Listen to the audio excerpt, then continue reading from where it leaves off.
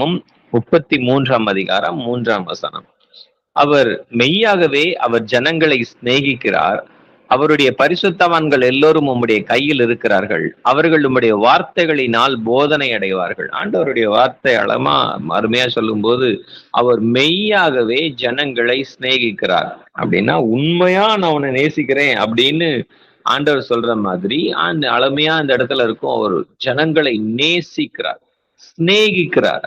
இந்த இடத்துல ஒரு சிநேகம், நேசம் அப்படிங்கிற வார்த்தையை விட ஸ்நேகம் அப்படிங்கிற வார்த்தை வந்து ரொம்ப பவர்ஃபுல்லானது.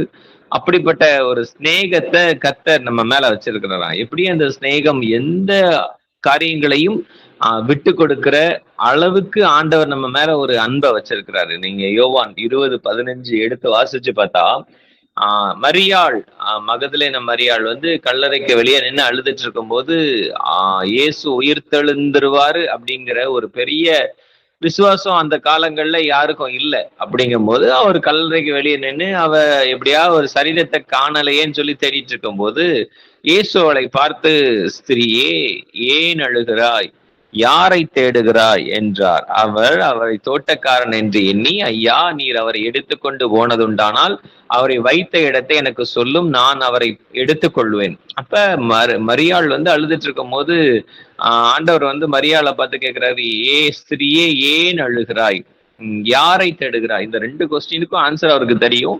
இருந்தாலும் சம்டைம்ஸ் அப்படிதான் ஜீசஸ் நம்மளை ஃபேஸ் பண்ணும்போது, ஏன் அழுகிற, அவ எதுக்கு அழுகிறாங்கிறது அவருக்கு தெரியும், யாரை தேடுறாங்கிறது அவருக்கு தெரியும். இருந்தாலும் அவருடைய வாயிலிருந்து அந்த வார்த்தையை வரணும் அப்படிங்கிறதுக்காக எதிர்பார்த்து அவ சொல்லுவா, இயேசு அவளை நோக்கி மரியா, அவ சொல்லுவா, நான் வந்து இது மாதிரி இயேசுவை கல்லறையில வச்சிருந்தாங்க, இப்ப காணாம போயிருச்சு, நீங்க அவரை எடுத்துக்கொண்டு போனா தாங்க அப்படின்னு சொன்னோடனே அவர் ஜஸ்ட் ஒரு வார்டு சொல்லுவாரு, மரியாளே என்றார்.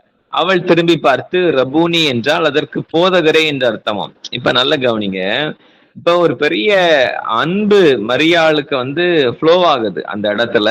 டக்குன்னு மரியாள் வந்து ஜீசஸ பார்த்து இயேசு அப்படின்னு தெரிஞ்சுக்கிட்ட உடனே டக்குன்னு என்ன பண்ண வர்றா, அவ எப்பயும் போல இயேசுவை தொட வர்றா. அப்படிதான் அவங்க ரிலேஷன்ஷிப் இருக்குது. அவங்க அவ்வளவு அழகா இயேசுவை தொட்டு சந்தோஷப்பட்டு அவ்வளவு பெரிய சந்தோஷத்தை அனுபவிச்சதுனால மறுபடியும் அவ தொட வரும்போது இயேசு சொல்றாரு, யோவான் 20:17 இயேசு அவளை நோக்கி, என்னை தொடாதே. நல்லா கவனிங்க, ஒரு வேர்டு சொல்லுவாரு, என்ன நீ தொடாத, நான் இன்னும் என் பிதாவின் இடத்திற்கு ஏறி போகவில்லை, நீ என் சகோதரர் இடத்திற்கு போய் நான் என் பிதாவின் இடத்திற்கும் உங்கள் பிதாவின் இடத்திற்கும் என் தேவனிடத்திற்கும் உங்கள் தேவனிடத்திற்கும் ஏறி போகிறேன். 2 மீனிங்ல பேசுறாரு பாத்தீங்களா? எவ்வளவு ஒரு அன்பான ஒரு தேவன். அவர் சொல்ற, மரியாள் நீ என்னை தொடாத, நான் இன்னும் பிதா கிட்ட ஏறி போகல, ஜஸ்ட் நான் உயிர் தெழுந்து இருக்கிறேன், என்னை நீ தொடக்கூடாது, நான் வந்து போன பிறகு நீ மறுபடியும் வரும்போது என்னை தொடலாம் அப்படின்னு மீனிங். இப்ப மரியாளுக்கு ஒரு கண்டிஷன் கொடுக்குறாரு, என்னை தொடாத அப்படின்னு. இப்ப நல்லா கவனிங்க, இயேசு உயிர்த்தெழுந்த பின்பு ஃபர்ஸ்ட் பர்சன் வந்து மரியாள். அவதான் முதல்ல இயேசு உயிர்த்தெழுந்த பின்பு அவரை பார்த்த ஒரு நபர். இப்ப இந்த தரிசனங்கள் வந்து அப்படியே கண்டினியூ ஆகுது. ஃபர்ஸ்ட் மரியாளுக்கு தரிசனம் ஆகிறாரு. அடுத்து தரிசனம் வந்து யோவான் 20:19 வாரத்தின் முதல் நாளாகிய அன்றைய தினம் சாயங்கால வேளையிலே சீஷர்கள் கூடியிருந்த இடத்தில் யூதர்களுக்கு பயந்ததினால் கதவுகள் பூட்டியிருக்கையில் இயேசு வந்து நடுவே நின்று, உங்களுக்கு சமாதானம் என்றார். இந்த காலை வேளையிலும் ஆண்டவர் உங்களுக்கும் எனக்கும் நடுவுல வந்து நின்று ஆண்டவர் உங்களுக்கு சொல்வார், நீ என்ன கண்டிஷன்ல இருந்தாலும் உனக்கு சமாதானம், நீ எந்த சூழ்நிலையில இருந்தாலும் சமாதானம், நீ என்ன பலவீனத்தோடு இருந்தாலும் உனக்கு சமாதானம், நீ என்ன பாடுகள் வழியா கடந்து போனாலும் உனக்கு சமாதானம். ஆண்டவருடைய வாயிலிருந்து வர்றதெல்லாம் சமாதானம். அவர் வந்து நின்ன உடனே சொல்லுவாரு, உங்களுக்கு சமாதானம். இப்படி சொல்லிட்டு அவரை பார்க்கும்போது அவர் தம்முடைய கைகளையும் விழாவையும் அவர்களுக்கு காண்பித்தார். இப்ப ஒரு ஒரு அவங்க அப்படியே அவங்களுக்கு டவுட் இருக்குது. அப்படிங்கும் போது அவர் சொல்லுவாரு, இந்தா என் கையை பாருங்க, ஆணி அடிச்சிருக்கா, என்னுடைய விழாவை பாருங்க, ஆணி அடிச்சிருக்கா, இதுல காயம் இருக்கா. அப்ப அவங்க அதை கண்டு சந்தோஷப்பட்டார்கள். அப்ப இப்ப நல்ல ஒரு இடம், இந்த இடத்துல ஒரு சம்பவம் இருக்கும். இந்த சீஷர்கள் எல்லாரும் இருக்கும்போது யோவான் 20:24 சொல்லும், இயேசு வந்திருந்த போது 12 ஒருவனாகிய திதிமு எனப்பட்ட தோமா அவர்களுடனே கூட இருக்கவில்லை. அப்படின்னா 11 சீஷர்கள் தான். அந்த 11 சீஷர்களையும் ஒரு சீஷன் மிஸ் ஆகுறான். எப்படின்னா அந்த சாயங்கால வேலையில அவன் தரிசனமாகும் போது தோமா அந்த இடத்துல இல்ல. அப்ப தோமா அந்த இடத்துல இல்லைன்னொன்னே இவங்க சீஷர்கள் எல்லாம் சொல்லியிருப்பாங்க, இது மாதிரி நாங்க இயேசுவை பார்த்தோம், இயேசு வந்து தரிசனமானாரு, இயேசு நம்ம வீட்டுல வந்து பேசினாரு, அவர் உயிர் தெழுந்த தேவன் தான், அவர் உயிரோடு இருக்கிற தேவன் தான் அப்படின்னு நிறைய 11 சீஷர்களும் தோமா கிட்ட சொல்லும் போது தோமாக்கு ஒரு விசுவாசம் வரல. அப்ப சோமா என்ன சொல்றாருன்னா, மற்ற சீஷர்கள் கர்த்தரை கண்டோம் என்று அவனுடனே சொன்னார்கள், அதற்கு அவன் அவருடைய கைகளில் ஆணிகள் உண்டான காயத்தை நான் கண்டு அந்த காயத்திலே என் விரலை இட்டு என் கையை அவருடைய விழாவிலே போட்டால் ஒளி. அப்ப நல்ல கவனிங்க, இந்த தரிசனம் ஆகும்போது தோமா இல்ல, ஆனா இந்த சீஷர்கள் தோமா கிட்ட எக்ஸ்பிளைன் பண்ணும்போது தோமா பேசின ஒரு வேர்டு, அப்ப அங்க இயேசு இல்ல. அவர் என்ன சொல்றாரு, தோமா என்ன சொல்றாரு, நான் காயத்தை பார்க்கணும், அந்த காயத்துல என் விரலை நான் வைக்கணும், என் கையை அவருடைய விழாவிலே போடணும், இதெல்லாம் செஞ்சாதான் நான் விசுவாசிப்பேன்.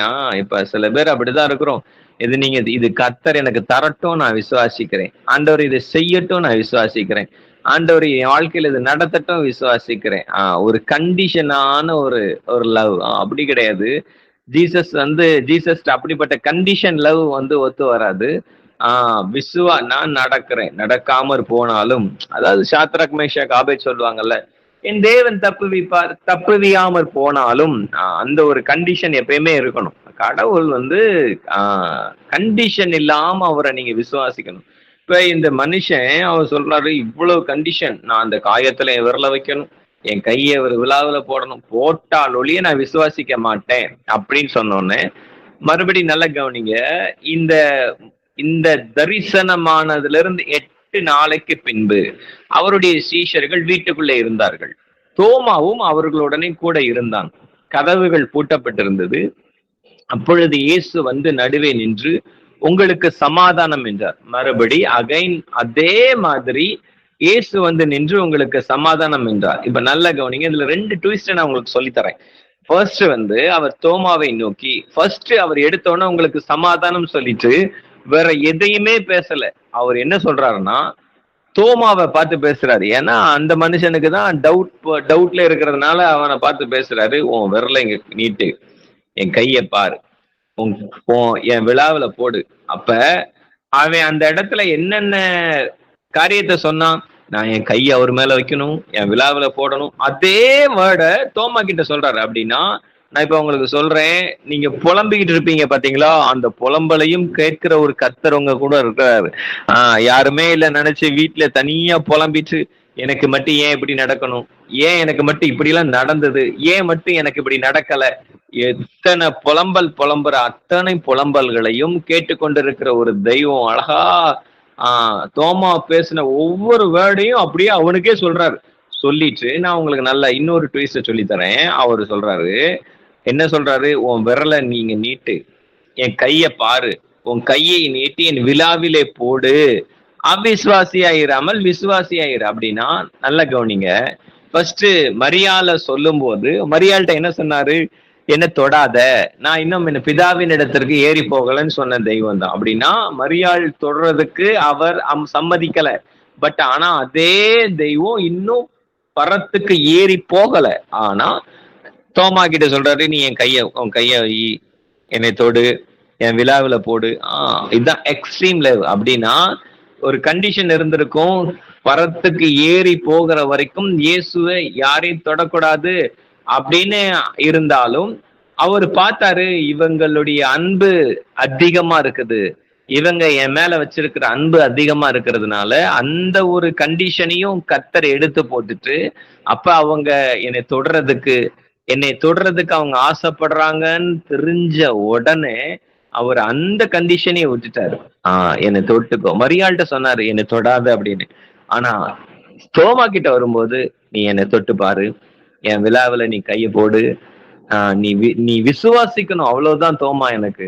அப்ப இதே இந்த கண்டிஷனையே கர்த்தர் எடுத்துட்டாரு. அதே மாதிரிதான் திபேரியா கடல்ல அவங்களுக்கு தரிசனம் ஆகும்போதும் ஆண்டவர் அவங்களோட உட்கார்ந்து சாப்பிட ஆரம்பிச்சிட்டாரு. நல்லா கவனிங்க. ஒரு ஒரு ஆர்டினரியான ஒரு பர்சனா மாறிட்டார். அப்பத்தையும் மீனையும் எடுத்து அவங்களோட சாப்பிட ஆரம்பிச்சிட்டார். நான் உங்களுக்கு சொல்றேன். அவங்க நம்ம மேல அவர் வச்சிருக்கிற அன்பு, அவர் மெய்யாகவே ஜனங்களை சிநேகிக்கிறபடினால, அவருடைய அன்கண்டிஷனல் லவ்ல அவர் எதையுமே விட்டு கொடுப்பார். அவர் எதையுமே ஒருவேளை பரலோகம் சொல்லியிருக்கோம், மனுஷங்க உங்களை தொடக்கூடாது. அப்ப நல்லா கவனிங்க. இது எப்படி ஆகும் அப்படின்னா, இயேசு உயிரோடு இருக்கும் பொழுது அவருடைய வஸ்திரத்தின் ஓரத்தை தொட்டாலே அவர்கிட்ட இருந்து வல்லமை புறப்பட்டுச்சு அப்படின்னா, பரிசுத்த ஆவியானவரால உயிரோடு எழுப்பப்பட்ட பிறகு அவருடைய உயிர்த்தெழுதலின் வல்லமை எவ்வளவு பயங்கரமா இருந்திருக்கும். அதனாலதான் இயேசு சொல்லுவாரு, நீ ஒருவேளை என்னை தொடாத அப்படின்னா, அவரை தொடும் பொழுது அவர்கிட்ட இருந்து வல்லமை புறப்படும். அவருடைய அபிஷேகம் ஆட்டோமேட்டிக்கா அவங்களுக்குள்ள ஃப்ளோ ஆகும். அப்படிப்பட்ட ஒரு காரியம் நடக்குங்கிறதுனால நீ தொடாத அப்படின்னு அவர் கண்டிஷன் வச்சிருப்பாரு. பட் ஆனா தோமா இதை தொட்டாலொழிய விசுவாசிக்க மாட்டான் அப்படின்னு தெரிஞ்ச உடனே அவர் அந்த கண்டிஷனையும் கூட விட்டுட்டு, நீ என்னை தொட்டு பாரு, என் விழாவில் உன் கைய போடு, நீ என்னை தொடு, அதனால ஒண்ணும் கிடையாது. நல்லா கவனிங்க. முதல்ல தொடாதன்னு சொன்னவர் அப்புறம் நீ கையை போட்டு பாருன்னு சொன்னதுக்கு காரணம் அவனுடைய அவிசுவாசம் நீங்கணும். இந்த கால வேளையில ஆண்டவர் உங்களோட சொல்ற ஒரு காரியம், என்னதான் இருந்தாலும் சில நேரத்துல அவிசுவாசம் எட்டி பார்க்குது. என்னதான் இருந்தாலும் சில காரியத்தை பிலீவ் பண்ண முடியல. என்னதான் இருந்தாலும் இந்த காரியம் நடக்குமான்னு எனக்கு நம்பிக்கை இல்லைன்னு சொல்லும் போது, ஆண்டவர் உங்களுக்காக எந்த எக்ஸ்ட்ரீமுக்கும் இறங்கி கிரியை செய்கிறதுக்கு அவர் வல்லமை உள்ளவரா இருக்கிறார். அவர் வல்லமை உள்ளவரா இருக்கிறாரா? என்னென்ன தோமா கேட்டானோ, எந்தெந்த காரியத்தை நான் செஞ்சாதான் விசுவாசிப்பேன்னு தனியா புலம்பி சீஷர்கள்ட்ட பேசிட்டு இருக்கும் போது கர்த்தர் அந்த இடத்துல இல்லைனாலும் அதை பரலோகம் கேட்கும். நல்ல கவனிங்க. இயேசு நம்முடைய வார்த்தைகளை, ஒவ்வொரு வார்த்தைகளையும் ஹானர் பண்றவர். நீங்க தனியா பேசும்போது அல்லது நீங்க பேசிட்டு இருக்கும் போது இதெல்லாம் எனக்கு நடக்கணும், இதெல்லாம் எனக்கு செய்யணும், அதையும் பரலோகம் கவுண்ட் பண்ணி நீங்க புலம்பி செய்யற ஜபம், ஒருவேளை மனசுக்குள்ளேயே நீங்க புலம்பி செய்யற ஜபம், நீங்க படுத்துட்டே செய்யற ஜபம், எல்லா ஜபத்தையும் ஆண்டவர் கேட்கிற ஒரு தெய்வம். அவர் உங்களுடைய ஜபத்தெல்லாம் கேட்கிறார். தோமாவுக்கு மட்டும் அவர் கடவுள் கிடையாது, உங்களுக்கும் கடவுள். ஆண்டவர் சொல்றார், நீ விசுவாசிக்கிறதுக்கு நான் உனக்கு அற்புதங்களை செய்வேன். ஆண்டவர் சில பேரோட சொல்றாரு, நீ இவ்வளோ 7 மாசம் என்னை விசுவாசிச்சு நடக்காத காரியங்கள்லாம் இந்த 8வது மாதத்துல இருந்து நடக்க தொடங்கும். என்னுடைய அற்புதங்களை நீ பார்ப்ப. காரணம், நீ பிலீவ் பண்ணணும், எனக்கு அதுதான் முக்கியம். நீ விசுவாசிக்கணும், எனக்கு அதுதான் முக்கியம். நீ என்னை நம்பணும், அதுதான் முக்கியம். நீ என்னுடைய நேசத்துல இருக்கணும், அதுதான் முக்கியம். அதுக்காக நான் உனக்கு என்ன வேணாலும் செய்வேன் அப்படிங்கிற ஒரு தெய்வம் தான் இந்த காலை வேளையில சொல்றாரு. அவருக்கு தேவை அவருடைய பிள்ளைகள் விசுவாசிக்கணும், சோர்ந்து போகக்கூடாது, இந்த பிள்ளைகள் துவண்டு போகக்கூடாது. அவங்களுக்கு மட்டும் கடவுள் செய்யறாரு. இப்ப தோமாவுடைய ரீசன் என்னன்னா, நான் இருக்கும்போது அவர் வரல, அப்ப அவரு நீங்க இருக்கும்போது மட்டும் வந்தாரு, அப்ப என்னைய மட்டும் விட்டுட்டாரா அப்படின்னு நினைச்சிடக்கூடாதுங்கிறதுக்காக தான் ஒரு 1 வீக் கழிச்சு மறுபடியுமா தோமா இருக்கும்போது வந்தார். அதே மாதிரிதான் இப்ப நீங்க நினைப்பீங்க, அவங்களுக்கு அற்புதம் நடக்குது, இவங்களை ஆண்டவர் ஆசீர்வதிக்கிறாரு, அவங்கள பாக்குறாரு, இவங்களுக்கு எல்லாம் கரெக்டா நடக்குது, ஏன் எனக்கு மட்டும் நடக்கல, என் பிள்ளைகளுக்கு மட்டும் நடக்கல, எனக்கு மட்டும் அற்புதம் வரல? ஆண்டவர் சொல்றாரு, அவங்களை காட்டிலும் அதிகமான அற்புதங்களை நான் உனக்கு செய்வேன். நீ விசுவாசிக்கணுங்கிறதுக்காக, நீ என் மேல உள்ள நம்பிக்கையை குறைஞ்சிடக்கூடாதுங்கிறதுக்காக நான் உனக்கு அற்புதங்களை செய்கிற தேவனா வெளிப்படுவேன்னு ஆண்டவர் இந்த வேலையில சொல்றாரு. அவர் மெய்யாகவே உங்களை நேசிக்கிறார். நேசிக்கிறாருங்கிறத ஒரு அடுத்த ஸ்டெப்ல தான் அந்த வேர்டு இருக்கும். அவர் சிநேகிக்கிறார். மெய்யாகவே அவர் ஜனங்களை சிநேகிக்கிறார். எல்லார் கண்களை மூடி ஆண்டவருடைய கிருபையில், ஆண்டவரே இந்த வேலையில என்னுடைய எல்லா அவிசுவாசங்களையும் கர்த்தர் மன்னிச்சிருங்கப்பா. அப்பா, எத்தனையோ அற்புதங்களை என் வாழ்க்கையில நான் ருசிச்சிருக்கேன், எத்தனையோ அற்புதங்கள் என் வாழ்க்கையில நடந்திருக்கு. ஆனா ஒரு சில காரியங்கள் எனக்கு நடக்கலைங்கிறதுக்காக நான் புலம்பின புலம்பல்களையும் கர்த்தர் நீர் கேட்டுக்கிறீர். ஆண்டவரே இந்த வேலையிலும் என்னுடைய அவிசுவாசங்களை எல்லாம் நீக்கி போடுங்க. தோமா கிட்ட சொல்லுவார், அவிசுவாசியாயிராமல் விசுவாசியாயிரு. அப்படின்னா என்னை காணாதிருந்தும் விசுவாசிக்கிறவர்கள் பாக்கியவான்கள் என்று சொன்னவர். இந்த காலை வேளையில நீங்க அவரை பார்க்கல, அவருடைய முகம் உங்களுக்கு தெரியாது, பட் ஆனா இந்த நேரத்துல அவர் உங்க பக்கத்துல இருக்கிறாரு. இயேசு நம்முடைய வார்த்தைகளை கேட்டு கொண்டிருக்கிறாரு, நம்ம தியானத்தை கவனிச்சுட்டு இருக்கிறாரு. இந்த பிள்ளைகள் ஒண்ணுமே இல்லைனாலும் இவ்வளவு விசுவாசத்தோட இருக்கும்போது இந்த பிள்ளைகளுக்கு அற்புதங்களை செஞ்சா எவ்வளவு விசுவாசிப்பாங்கன்னு அவர் சந்தோஷப்பட்டு களி கூறுகிற தேவனா உங்க பக்கத்துல இருக்கிறாரு. தகப்பனே, உம்முடைய பிள்ளைகள் மேல உம்முடைய கரத்தை வைங்கப்பா. நீங்க தோமாவுக்கு சொன்னீங்க, உன் கையை தொட்டுப்பார், என் விழாவில என் கைய போடு, நீ விசுவாசிக்கணும் அப்படிங்கிறதுக்காக நீங்க சொன்னது போல இப்போ உங்க கரத்தை எங்க மேல வைங்க. இயேசுவின் நாமத்துல ஆண்டவரே, இந்த காலை வேளையில இந்த பிள்ளைகள் மேல உங்களுடைய தழும்புள்ள கரம் இறங்கி வரட்டும், சௌக்கியம் இறங்கி வரட்டும், ஆரோக்கியம் இறங்கி வரட்டும். ஆண்டவரே, இந்த பூட்டின அறைக்குள்ள இறங்கி வந்து உங்களுடைய பிள்ளைகளுக்கு சொன்னீர் சமாதானம் என்று. ஆண்டவரே, இந்த காலை வேளையிலும் கலங்கி போயிருக்கிற, சோர்ந்து போயிருக்கிற உங்களுடைய பிள்ளைகளுக்கு நீங்க சொல்றீங்க உங்களுக்கு சமாதானம், உங்களுக்கு சமாதானம். ஆண்டவரே, நீங்க சமாதானத்தின் கர்த்தராய் அந்த வீடுகள்ல உலாவுகிறதற்காக உமக்கு நன்றி. சமாதானத்தின் தகப்பனாய் நீர் உலாவுகிறதற்காக நன்றி. உங்களுடைய தெய்வீக பிரசன்னம் எங்க மேல இருக்கட்டும், ஆவியானவருடைய ஆளுகை இருக்கட்டும், தெய்வீக கரம் இறங்கட்டும். இந்த நாளிலே உங்களுடைய பிள்ளைகள் மேல உங்களுடைய கரம் இறந்து அவர்கள் செய்கிற வேலைகளை, ஊழியங்களை எல்லாம் ஆசீர்வதிங்கப்பா. உங்களுடைய கரம் பிசினஸ்ல இருக்கட்டும். ஆண்டவரே, அவருடைய எல்லைகளை வர்த்திக்க பண்ணுவீராக. கர்த்தாவே, உங்களுடைய பிரசன்னத்தினால, பாதுகாவலினால் நிரப்புவீராக. அற்புதங்களை அவர்கள் பார்க்கட்டும், அற்புதங்களை கேட்கட்டும், அற்புதமான காரியங்களை அவர் ருசிக்கட்டும், சந்தோஷத்தின் காரியங்களை அவங்க கேட்கட்டும், அவர்கள் அதை பார்க்கட்டும். சுவாமி, கர்த்தர் அப்படி செய்கிறதற்காக நன்றி. ஆசீர்வதிங்க. கர்த்தர் எங்களை ஆசீர்வதித்து காத்துக் கொள்வீராக. கர்த்தாவே, நம்முடைய முகத்தின் ஒளி எங்கள் மேல் பிரகாசிக்க பண்ணி கிருபையாய் இருப்பீராக. கர்த்தர் தம்முடைய முகத்தை எங்கள் மேல் பிரசன்னமாகி சமாதானம் கட்டளையிடுவீராக. பிதாவாகிய தேவனாலும் கர்த்தராகிய இயேசு கிறிஸ்துவினாலும் கிருபையும் சமாதானமும் உண்டாவதாக. கர்த்தராகிய இயேசு கிறிஸ்துவினுடைய கிருபை இந்த கூடுகையில் இணைந்திருக்கிற ஒவ்வொரு தேவ பிள்ளைகளோடும் குடும்பத்தோடும் எல்லைகளிலும் இருக்கட்டும். உடைய கரத்துல தாழ்த்தி ஒப்பு கொடுக்கிறோம். இயேசுவின் நாமத்திலே ஜெபிக்கிறோம் பிதாவே.